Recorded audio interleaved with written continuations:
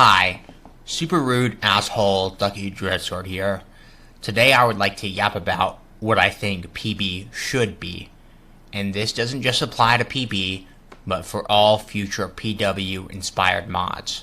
If you think I'm a stupid ass retard, feel free to click off this video. PW was dog shit. Or what it was originally intended to be, rather. The first disclaimer I need to establish prior to this Yapfest is this. The dichotomy of PE and PB is the philosophy of roleplay-oriented gameplay versus arcade gameplay. In this, I'm going to assert the latter is superior in obtaining a consistent player base, and in it, I will define the differences. To begin this essay expose, I need to first dissolve the preconception that Persistent Worlds was perfect. The reason I need to do this because BOT Yuri, the creator of PB, has explicit release statements to the PB press that his aim was to recreate PW. PW is not this golden biblical standard. In fact, clutching onto what it was has actually hindered the vision of Bannerlord PX mod makers considerably. Towards the end of this video, I will elaborate more on that. PW had several flaws that the community changed. For starters, there was never saving on logouts, which community scripted since the mod developer Vorn refused to include it, and most notably in my Yap classic, Banking, How PE Turns into TDM, the community later coded it in banks because Vorn refused to remove the drop on death, which I explained more in depth in that video. Also, for another example, Vorn originally wanted to keep it where you respawned as a commoner on death, which everyone hated and forced him to change. These unsolved demands for quality of life changes made several PW mods branch out after it became open source, most notably Persistent Kingdoms, which added features such as an easier way to reveal one's money pouch and auto-clicking items to move them to carts, simpler UI adjustments, etc. PK would later completely replace PW, and PW was never touched again by both EU and NA after PK's inception. With that out of the way, I can begin to dissect my underlining issues with PB. Fighting sucks. The first section I want to explain is why Outlaws specifically worked on PE. And before you ask, who gives a shit what some outlaw thinks, I'd like to point out that everyone is, in some way, an outlaw. If a combat class is not fighting in a war, he is halting other people, i.e., robbing them or protecting the interests of his clan. Outlaws are merely halt maxers, people who prefer smaller combat scenarios over large full-scale wars, but I digress. Now with that out of the way, the reason Outlaws cooked on PE was the means of easy access to usable weapons. The hammer, sickle, and hatchet were all decent enough to kill any player on the server if given enough time, opportunity, and skill. Now, you're probably asking yourself why having default tools being useful weapons is a good idea, especially considering that PW didn't have them. Firstly, as I explained in the prologue of this, Laszlo and Vorn's creation was not something its own community held purity to in its lifetime. PW's emphasis was the class system, something I will later address in this video essay. The main idea being that a class that obtains gold through resource grinding should not have the same benefits of a class that obtains gold through PvP. This is because PW's aim was to be a roleplay mod. PW failed as a roleplay mod and became a resource war arcade simulator. This is because the developers did not introduce more features to the RP side than they did to the PvP side. PE understood this initially and did not outright neuter the tools exclusively designed for resource gatherers.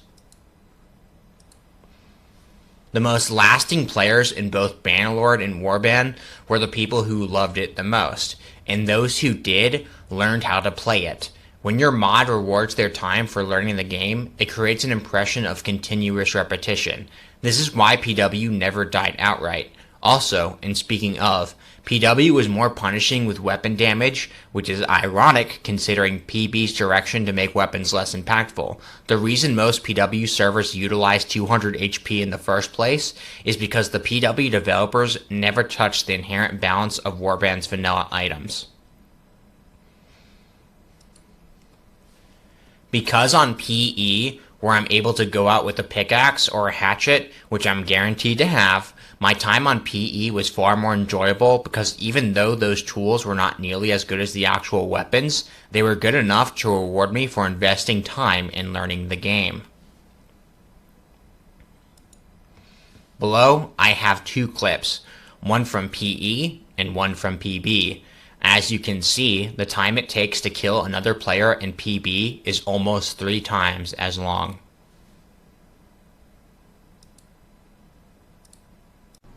A new, but old, solution. One of the most notable, most dog shit occurrences I have witnessed in both mods is the amount of castle camping and bureaucracy surrounding the rule sets. I ask myself, why and where did this dog shit come from?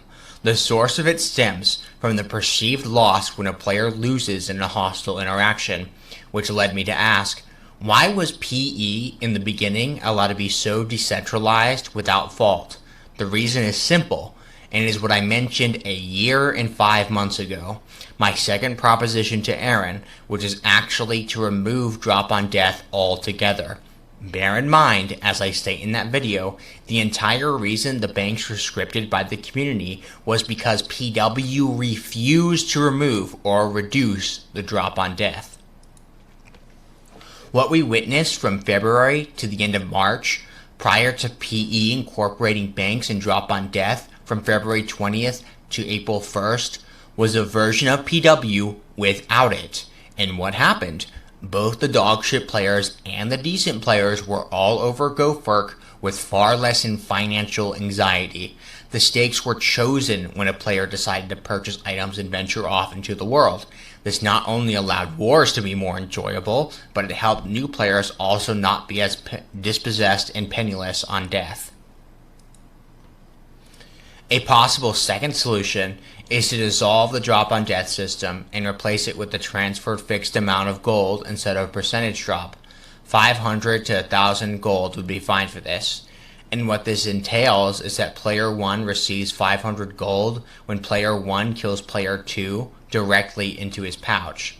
PB could even add a cooldown or a pause of this feature during war or any interaction where it would be considered unfair. This would also guarantee that the victor of the conflict would receive a reward for overcoming the opposing player.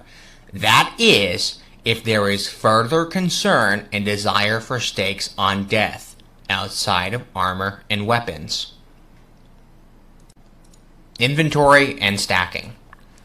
Inventory cooked because not only did it assist players surfing and crafting, especially with the stacking feature, which allowed 10 of each resource to sit in a slot, but it also because it rewarded people who succeeded in conflict more resources. In fact, it served as an excellent substitute to the lack of gold dropped on death during those 5 weeks. In PB, armor and weapons are harder to come by, which should make succeeding in halts and wars more rewarding, but the lack of inventory does not allow you to obtain the boons, and the drop on death is undermined by the banks, because the majority of the would-be gained gold is in them. The age system. The whole age system sounded like a cool idea at first, but the fact that it is administrated rather than organically obtained is dog shit. PB introducing gunpowder generated excitement, but you rarely see it because admins do not move the age quickly, and the server is dead far before it even reaches age 3. The age system should be player progressed, and the people who devote time to it should reap the dividends of their labor. And yes, it will make it unfair, but players who work in groups should have an advantage over people who do not, simply through the common sense of teamwork. And if drop on death were removed along with banks, the gameplay would not be harsh towards the loser of those conflicts in the first place. Classes are retarded. This is my most ambitious notion, and it stems from my first point. PW was a failed roleplay module designed to assign players to specific roles. This vision was ousted by its own community because, as I earlier explained, PW had more features in the resource war over the roleplay. With this being noted, I'm proposing that classes be removed altogether and asserting that any player online at any time should be able to surf, craft, or fight. If players were able to do anything they wanted to do at any given time, then there would be more reason to remain on the server and do grinding when there is no one to halt. Conclusion. PB has beautiful UI, stability, and a variety of aesthetically pleasing visuals, but I wholeheartedly believe that it should cease being a mod oriented toward roleplay and instead take a more arcade approach. A realistic system where weapons and armors take several specific pieces, with resources even harder to obtain, makes players who are less talented more punished for failures. This makes the rules more complex as time progresses in order for fairness to be established. This is also seen in the gold dropped on death. The best solution for a mod that accommodates both skilled and unskilled players is to remove it completely and make the stakes only chosen, as seen in those first 5 weeks of PE's beta. The commitment time required to obtain dopamine in PB versus PE is dramatic. This is because the amount of grind required to create weapons and armor, the lack of impactful and accessible weapons, and the inability to obtain said items and sell them with ease. The amount of steps necessary to play the game, Mount and Blade, is far more excessive in PB than PE. The amount of rules, complaints, and tickets have skyrocketed as both mods have focused on making resources more scarce. The intended effect is roleplay, however, it has the adverse effect because clans can't even uniquely uniform themselves with decent armor without pouring a ludicrous amount of time and energy. The pursuit of PW is merely fixated nostalgia. These observations are obtained by a chronically online loser that has been proactively playing this game and these mods for an ungodly duration. I spent many of my good years waiting for Bannerlord just to come out, so you can imagine my disappointment to see it struggle. I assert these suggestions in order that PB becomes a leader in the modding community that inspires Bannerlord players to continue populating the game itself. I am fully convinced that all of these proposed principles are the foundational issues persistent Bannerlord has. Dreadsword Productions. Duckie Doo, non-swimmers.